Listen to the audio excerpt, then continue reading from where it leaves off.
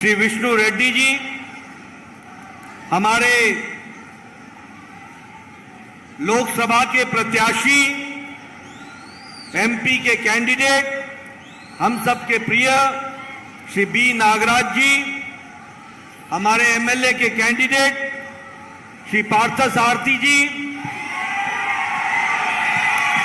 हमारे टीडीपी के MLA Shri BT Naidu ji,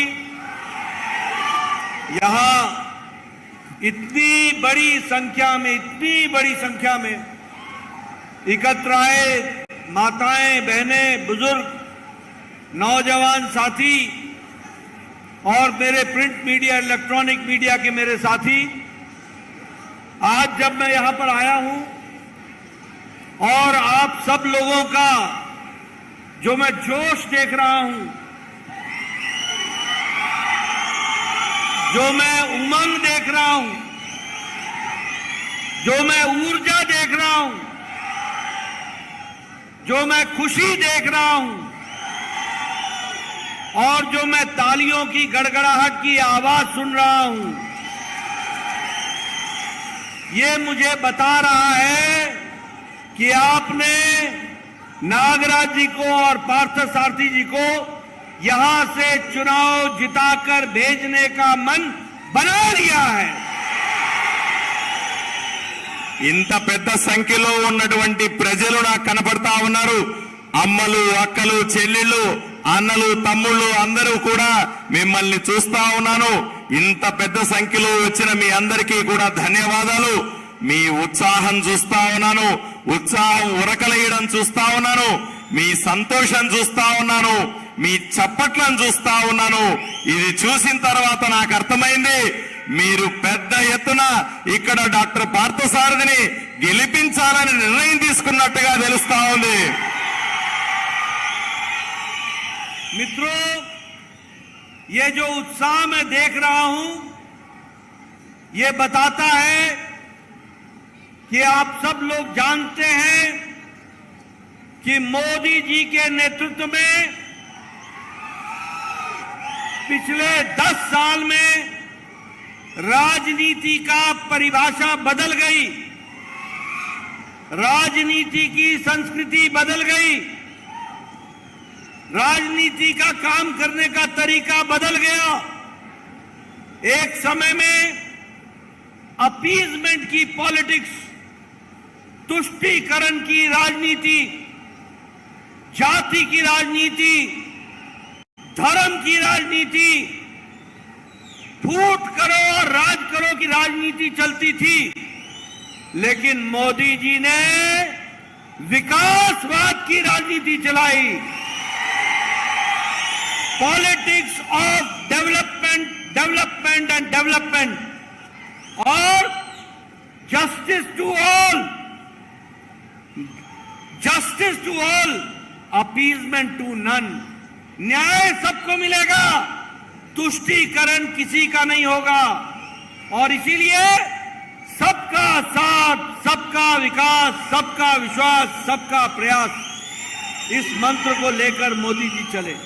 అయ్యా, మీ ఉత్సాహము మిమ్మల్ని చూస్తుంటే ఇది చెబుతుంది, మోదీ గారు ప్రధానిగా నాయకత్వం తీసుకున్న తర్వాత 10 సంవత్సరాలలో ఈ దేశంలో రాజకీయాలు మార్చినాడు, ఈ రాజకీయ సంస్కృతిని మార్చినాడు, రాజకీయాలు చేసే పద్ధతిని మార్చినాడని మీకందరికీ తెలియజేస్తా ఉన్నా.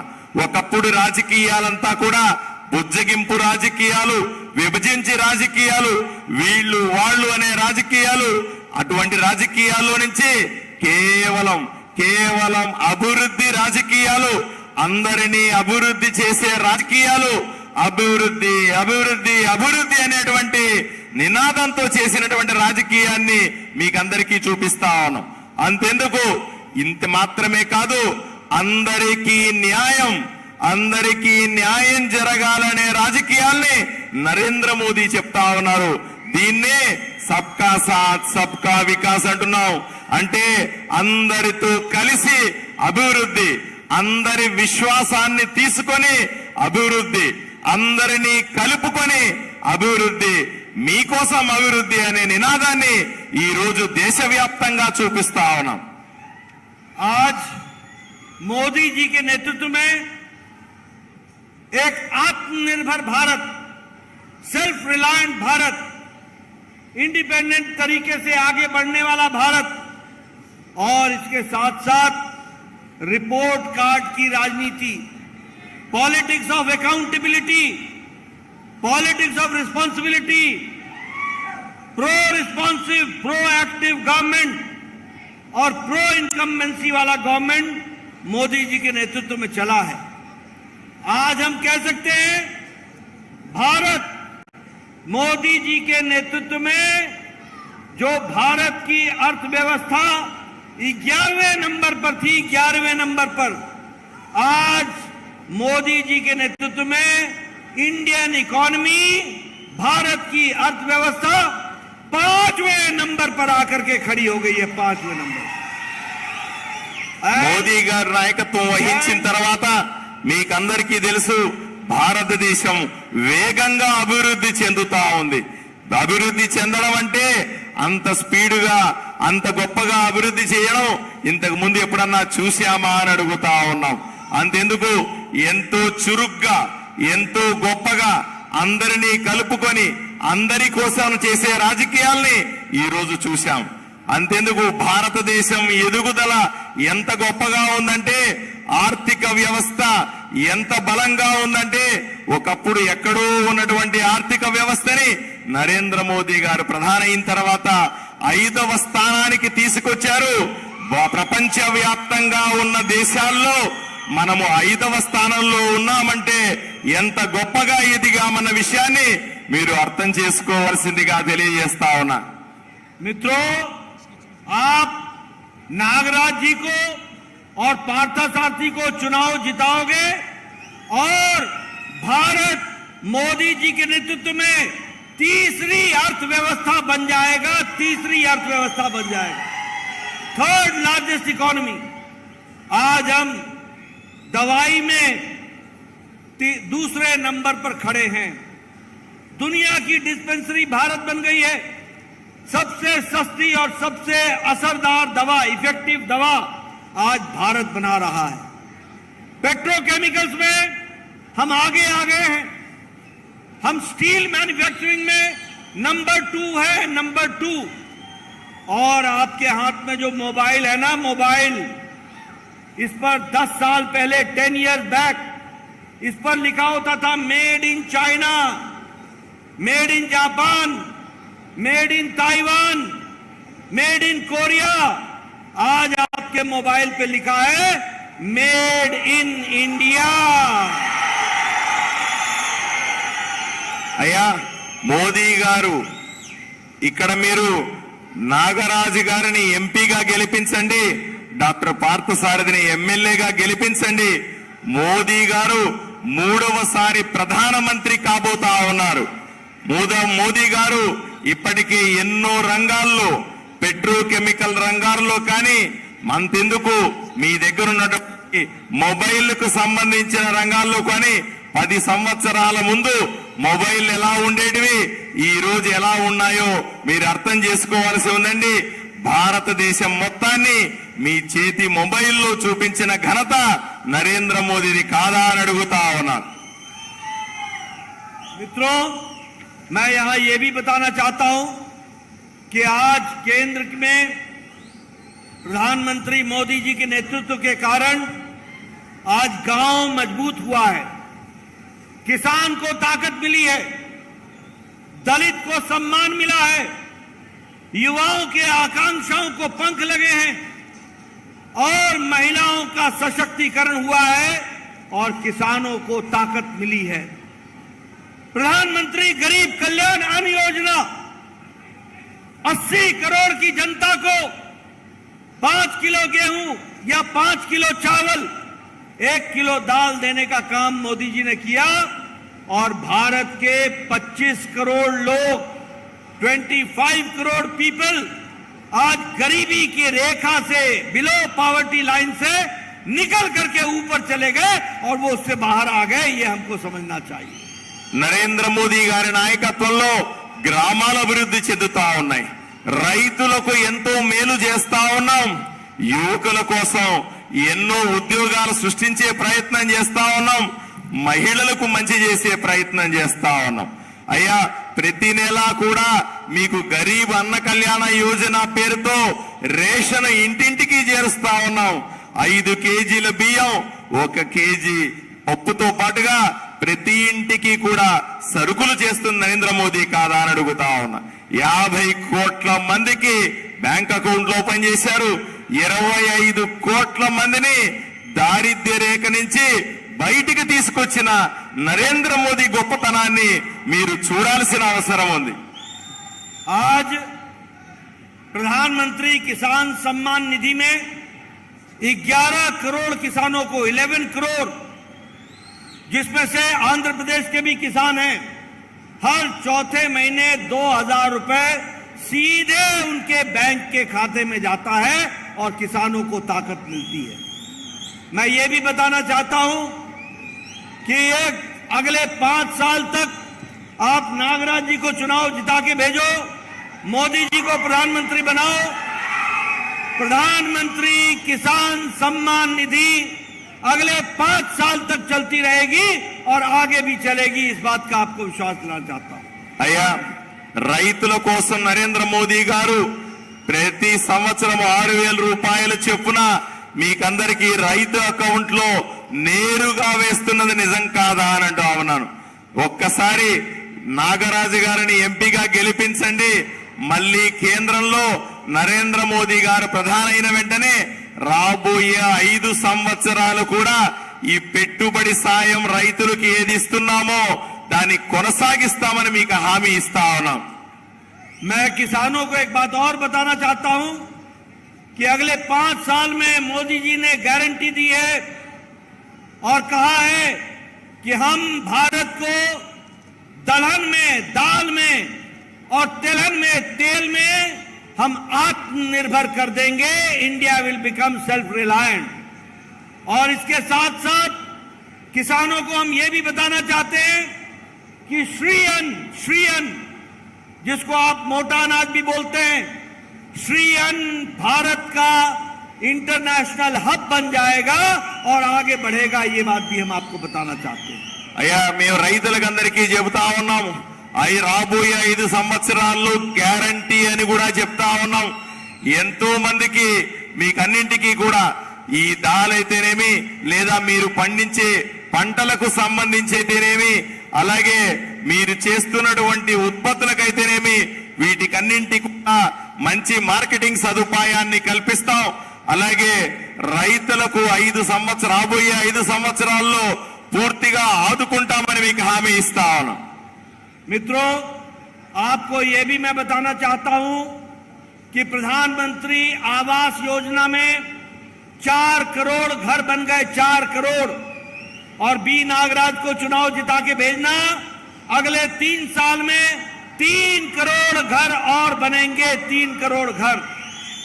और मैं यहां एक बात और बता देना चाहता हूं कि जगन की सरकार ने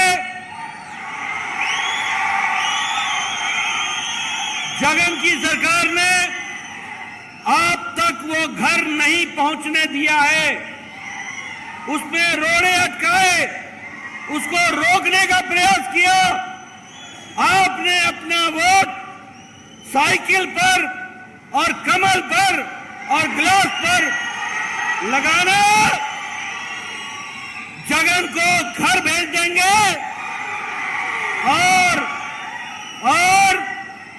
आपका प्रधानमंत्री आवास योजना, आपको घर मिलेगा, इस बात का भी आपको विश्वास दिलाना चाहता हूं।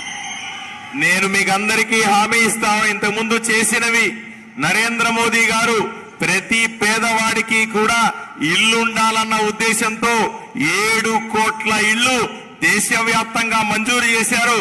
ఆంధ్రప్రదేశ్ లో 21 లక్షల ఇళ్లు ఇస్తే కనీసం వాటిని కూడా పూర్తి చేయలేదు ఈ జగన్మోహన్ రెడ్డి ప్రభుత్వం. అందువల్లే మీకు జగన్ ఉంటే ఇల్లు రాదు అని మీకు స్పష్టంగా చెబుతున్నాను. ఇల్లు అతను కట్టివ్వలేడు అని మీకు చెప్తా ఉన్నాను. మీకు అతను ఒట్టుట్టి బటన్లు నొక్కుతున్నాడు అన్న విషయాన్ని మీకు తెలియజేస్తా ఉన్నాను. ఈసారి ఓటేసేటప్పుడు సైకిల్ కు ఓటేయండి, కమలం పువ్వు గుర్తుకు ఓటేయండి, కానీ జగన్కి ఓటేయద్దు అని మీకు స్పష్టంగా చెప్తా ఉన్నా. मित्रों, दो बातें और बताना चाहता हूं.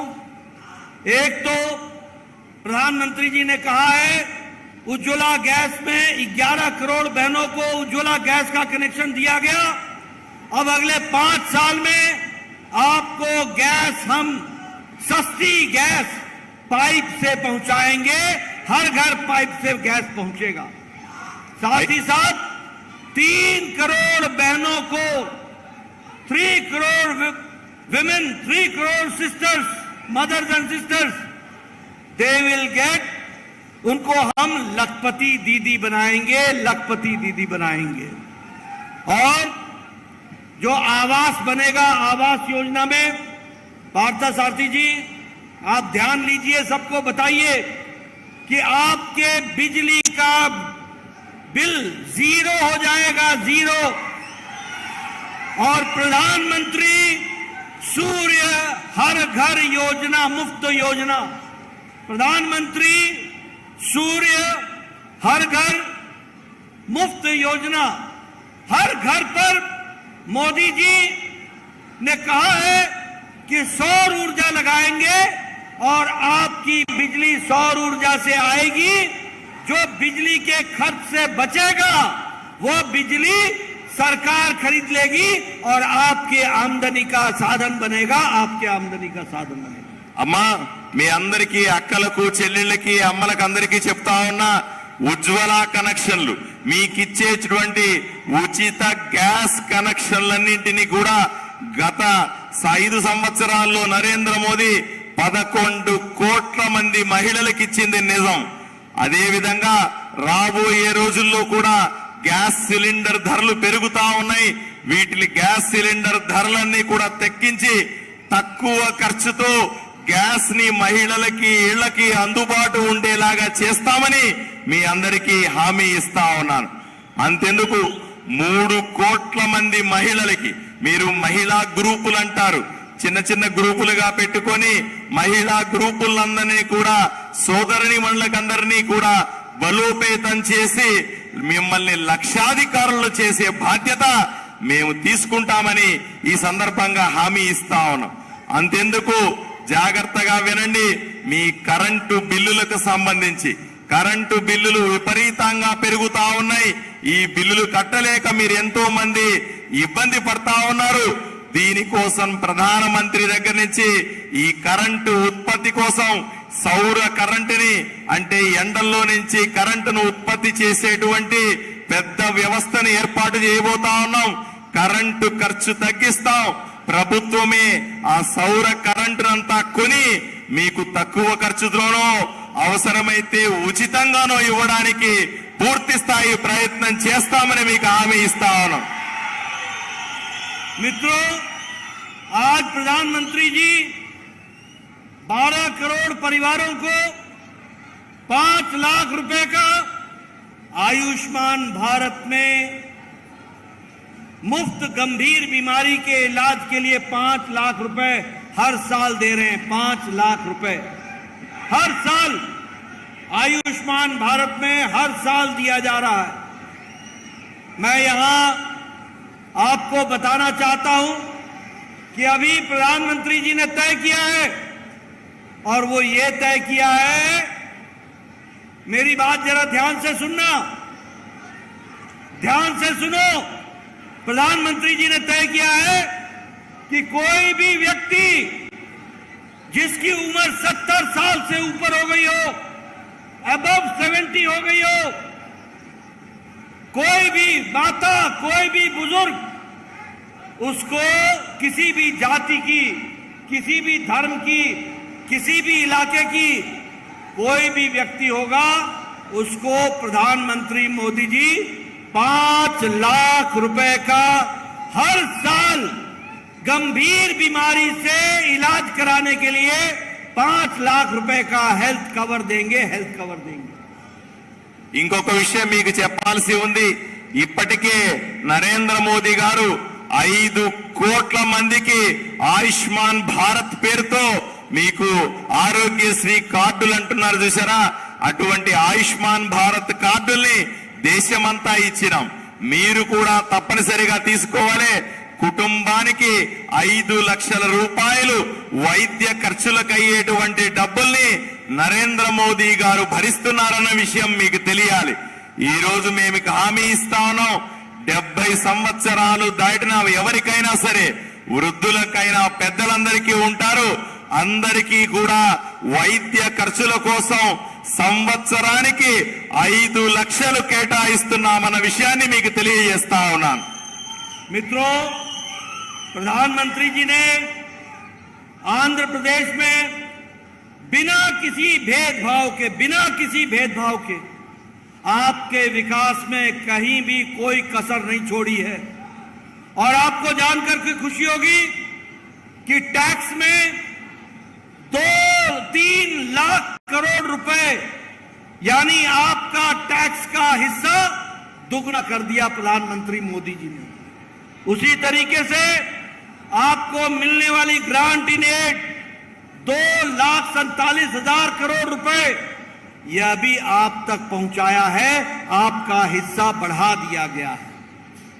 Indian institute of management, all India institute of medical sciences, Indian institute of technology और IISER और IITDM, हर तरीके का सेंट्रल इंस्टीट्यूट को लाने का काम भारत सरकार ने, मोदी जी ने आंध्र प्रदेश को आशीर्वाद दिया है।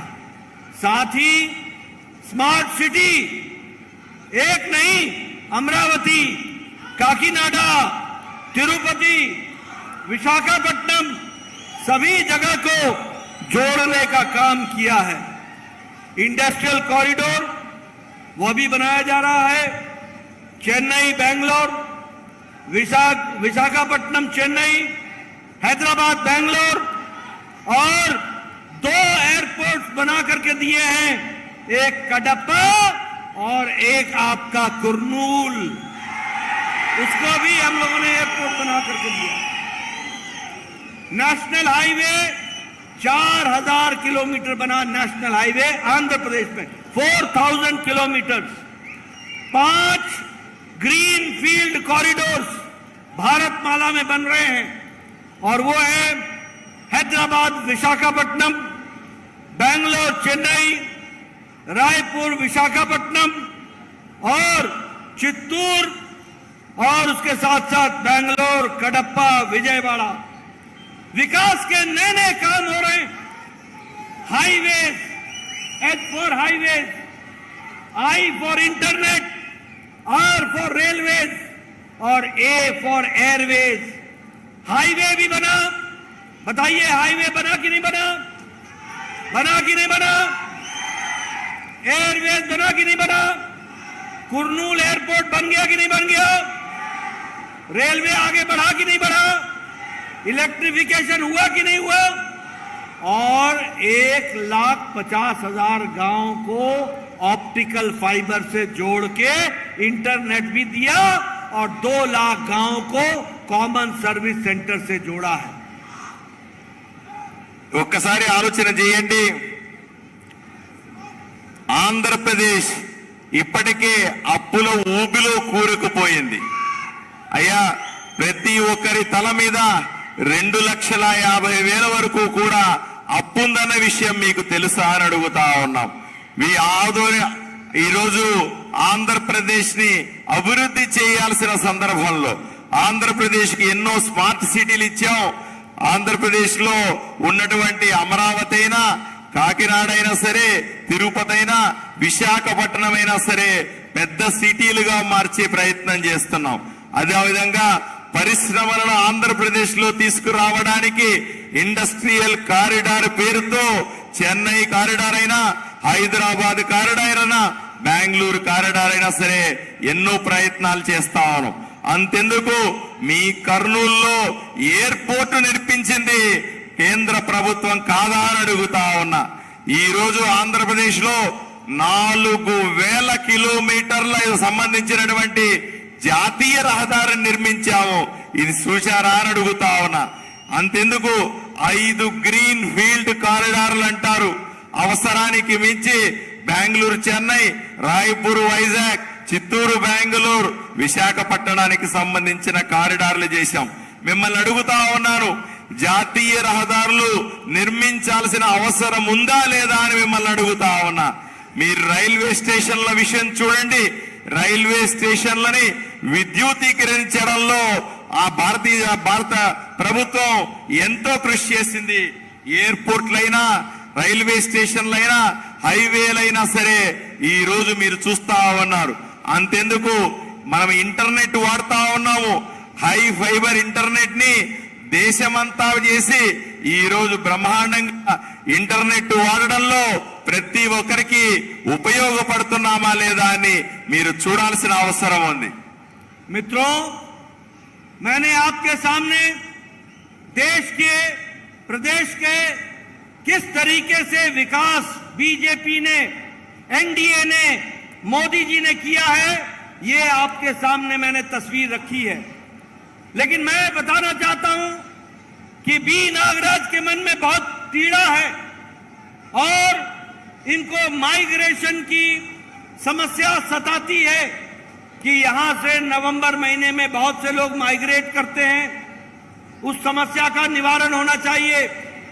मैं आपको विश्वास दिलाता हूं कि आप जगन की सरकार बदलो, हम इसका इंतजाम करेंगे. ये भी हम आपको विश्वास दिलाना चाहते हैं. कुरनूल का स्टेशन वैगन सेंटर, इसका कंस्ट्रक्शन जल्दी हो, ये इनकी इच्छा है. आप इनको एमपी बना के भेज देना. ये और हम मिल करके मोदी जी से जरूर इस काम को तीव्र गति से आगे करा लेंगे. ये भी हम आपको विश्वास दिलाते हैं. मित्रों, मेरे पार्थ सारथी भाई जो एमएलए के कैंडिडेट हैं और मेरे अभी कमेंटेटर भी हैं, पार्थ सारथी भाई को मैं विश्वास दिलाना चाहता हूं कि आप फिर से यहां पर एनडीए की सरकार लाइए, जगन को घर भेजिए. यहां पानी की समस्या दूर कर दी जाएगी और उसके लिए विकास को आगे बढ़ाया जाएगा. అయ్యా, మీకందరికీ కూడా నేను హామీ ఇస్తా ఉన్నా. నాగరాజు గారిని గెలిపించండి. నాగరాజు చేస్తున్న విజ్ఞప్తులు ఏవైతే ఉన్నాయో, ఆయన ఏవేవైతే కోరికలు కోరుతున్నాడో వాటిలన్నింటినీ కూడా కర్నూలు పార్లమెంట్ లో ఏర్పాటు చేసే బాధ్యతని నేను తీసుకుంటాను. జగన్ ప్రభుత్వాన్ని ఎట్టి పరిస్థితుల్లో నమ్మద్దని మిమ్మల్ని విజ్ఞప్తి చేస్తా ఉన్నా. మీరు డాక్టర్ పార్థ సారథిని గెలిపించండి. ఆయన నాకు చెప్పినాడు, మంచినీళ్లకు సమస్య, మీ ఆదోనిలో మంచినీళ్ల సమస్య ఉంది, ఈ సమస్య తీర్చడానికి పూర్తి స్థాయి సహకారం ఇస్తానని మీకు విజ్ఞప్తి చేస్తా ఉన్నాను, హామీ ఇస్తా ఉన్నా. मित्रों, अब आपको मैं एक बात और बताना चाहता हूं कि आपको सनलाइट का, उजाले का मजा तब आता होगा जब आप अंधेरे की बात को समझते होंगे. जब आपको डार्क दिखता है तभी ब्राइट की इज्जत बनती है, उजाले की इज्जत बनती है. मैंने उजाला आपको दिखा दिया कि किस तरीके से मोदी जी के नेतृत्व में देश आगे बढ़ रहा है. लेकिन आपको अंधेरा भी मुझे बताना है. ये जगन की सरकार, बताओ, ये सैंड माफिया की सरकार है कि नहीं है? बालू माफिया की सरकार है कि नहीं है? ये लैंड माफिया की सरकार है कि नहीं है? ये लिकर माफिया की सरकार है कि नहीं है? ये ब्रांड की माफिया की सरकार है कि नहीं है? बोलो, भ्रष्टाचार हो रहा है कि नहीं हो रहा है? भ्रष्टाचार हो रहा है कि नहीं हो रहा है? ऐसी सरकार को चलने दोगे क्या? मित्रों, अब एक ही संकल्प लो कि ऊपर प्रधानमंत्री जी देश के लिए जो काम कर रहे हैं और जो आंध्र के लिए काम कर रहे हैं, उसमें रोड़े अटकाने वालों को घर बैठा दो और आंध्र के विकास में पूरा योगदान कर दो और उसके विकास में लग जाओ. అయ్యా, మీకందరికీ తెలుసు, దేశంలో ఒకవైపున నరేంద్ర మోదీ గారు అభివృద్ధి చేస్తా ఉంటే ఇక్కడ జగన్మోహన్ రెడ్డి ప్రభుత్వం ఇక్కడ భూ మాఫియా చేస్తా ఉందా లేదా అని మిమ్మల్ని అడుగుతా ఉన్నా. ఇసుక మాఫియా చేస్తా ఉందా లేదా అని అడుగుతా ఉన్నా. మద్యం మాఫియా చేస్తా ఉందా లేదా అని మిమ్మల్ని అడుగుతా ఉన్నా. ఇటువంటి ప్రభుత్వానికి మీరు ఓటేస్తారా అని సూటిగా అడుగుతా ఉన్నా. ఎట్టి పరిస్థితుల్లో కూడా జగన్మోహన్ రెడ్డి పార్టీని, జగన్మోహన్ రెడ్డి కోసం ఓటెయ్యొద్దని మీకందరికీ విజ్ఞప్తి చేస్తా ఉన్నాను. ఎన్డీఏ ప్రభుత్వాన్ని, కూటమి ప్రభుత్వాన్ని, తెలుగుదేశం, జనసేన, భారతీయ జనతా పార్టీ మూడు కలిసినటువంటి కూటమి అభ్యర్థుల్ని గెలిపించండి. రాష్ట్రాన్ని అభివృద్ధి చేస్తామని మీకు హామీ ఇస్తా ఉన్నాను. पोलावरम के प्रोजेक्ट को रोक करके जो आंध्र की लाइफलाइन है उसको रोकने का काम जगन सरकार ने किया है. इसका भरपूर जवाब देने का तरीका एक ही है कि अपनी उंगली से कमल का बटन दबाना, साइकिल का बटन दबाना, ग्लास का बटन दबाना और जगन की सरकार को घर भेज देना. जगन की सरकार करप्शन की सरकार है, क्राइम की सरकार है, माफिया की सरकार है, कन्वर्जन की सरकार है. इसके नेतृत्व में इस आंध्र प्रदेश का भला नहीं होगा. इसलिए संकल्प लो कि हम जगन की सरकार को उखाड़ फेंकेंगे और एनडीए की सरकार बनाएंगे. एनडीए की सरकार बनाएंगे. అయ్యా, ఈ ఎన్నికల్లో నేను చాలా స్పష్టంగా చెప్తున్నాను. సైకిల్ గుర్తు మీద ఓటేయండి, కమలం గుర్తు మీద ఓటేయండి. ఎక్కడ అవసరం ఉంటే ఎక్కడెక్కడైతే పవన్ కళ్యాణ్ పార్టీ, జనసేన నిలబడిందో అక్కడంతా కూడా మీరు గ్లాస్ మీద గుర్తుకు ఓటేయండి. ఇక్కడ ఆదోనిలో ఎమ్మెల్యే అభ్యర్థిగా డాక్టర్ పార్థసారథికి కమలం గుర్తు మీద ఓటేయాలి. నాగరాజు గారికి సైకిల్ గుర్తు మీద ఓటేయాల్సిందిగా విజ్ఞప్తి చేస్తా ఉన్నాను. జగన్మోహన్ రెడ్డి ప్రభుత్వం, జగన్మోహన్ రెడ్డి పార్టీ పూర్తిగా అవినీతి పార్టీ. ఒక మాఫియా నడుపుతోంది ఈ రాష్ట్రంలో. వీళ్ల వల్ల రాష్ట్రం అభివృద్ధి జరగదు, పేదలకు ఎటువంటి మంచి జరగదు. అందువల్ల నేను స్పష్టంగా చెబుతున్నాను, ఈ ఎన్నికల్లో జగన్ను ఓడించాల్సిందిగా మీకు విజ్ఞప్తి చేస్తా ఉన్నాను. मित्रों, और ये जो घमंडिया गठबंधन है ना, घमंडिया गठबंधन, इंडी अलायंस, ये इंडी अलायंस दो बातों का अलायंस है. एक, भ्रष्टाचारियों का जमावड़ा, all corrupt parties have gathered together, ये सब इकट्ठी हो गई हैं. और दूसरा, ये परिवार को बचाने वाली पार्टियां थी. ये गठबंधन इनका बना. लेकिन आपको जानकर के खुशी होगी कि आज एनडीए की सरकार में हम भ्रष्टाचार के खिलाफ मोदी जी के नेतृत्व में लड़ाई लड़ रहे हैं और भ्रष्टाचार के खिलाफ लड़ाई लड़ करके आंध्र को भी आगे बढ़ाएंगे और करप्शन मुक्त कर देंगे, करप्शन समाप्त कर देंगे. इस बात का आपको विश्वास दिलाते हैं. అయ్యా, ఈ ఐఎన్డిఏ అలయన్స్ అని కొత్తగా వస్తా ఉంది, మీరు చూశారో లేదో. అది పెద్ద కూటమిలాగా ఏర్పడినారు. ఈ కూటమంతా కూడాను మీరు ఏదైతే ఐఎన్డి అలయన్స్ అంటున్నారో ఇది అవినీతి పరు, దేశంలో ఉన్నటువంటి అవినీతి పరులంతా కలిసి ఏర్పాటు చేసుకున్నటువంటి భాగం. అంతేకాకుండా ఎక్కడెక్కడైతే కుటుంబ పార్టీలు ఉన్నాయో ఇవన్నీ కలిపి చేసుకున్నటువంటి ఒప్పందం అనే విషయాన్ని గమనించండి. ఎన్డీఏ భాగస్వాములందరూ, ఎన్డీఏ అలయన్స్ లో ఉన్నటువంటి తెలుగుదేశం, జనసేన, భారతీయ జనతా పార్టీతో పాటుగా ఉన్నటువంటి అన్ని పార్టీలు కలిపి భారతదేశంలో నరేంద్ర మోదీ గారి నాయకత్వంలో ఏర్పాటు చేసుకున్నటువంటి కూటమి అవినీతి పరులకు వ్యతిరేకంగా పోట్లాడుతా ఉన్నాం. ఈ కుటుంబ పార్టీలకు వ్యతిరేకంగా పోట్లాడుతా ఉన్నాం. నేను హామీ ఇస్తా ఉన్నాం, ఈ అవినీతిని పూర్తిగా అంతమొందిస్తామని మీకు హామీ ఇస్తా ఉన్నాం. मित्रों, अंत में मैं आपसे एक वायदा लेना चाहता हूं, एक प्रॉमिस लेना चाहता हूं. बोलो, मुझे प्रॉमिस दोगे ना? दोगे ना? मेरा पहला प्रॉमिस है कि आप बी नागराज को दिल्ली भेजने का इंतजाम करो। भेजोगे ना? भेजोगे ना?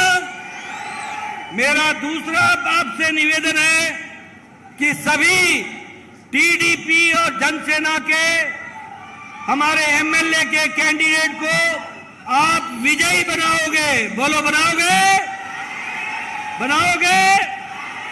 और मेरा आपसे निवेदन है कि पार्थ सारथी जी को भी आप चुनाव जिताकर आप विजयवाड़ा भेजो और इनको चुनाव जिताओ। करोगे? करोगे? करोगे? बहुत बहुत धन्यवाद। जय भारत, जय आंध्र। మిమ్మల్ని అందరినీ ఒకే మాట అడుగుతున్నాను. నాగరాజు గారిని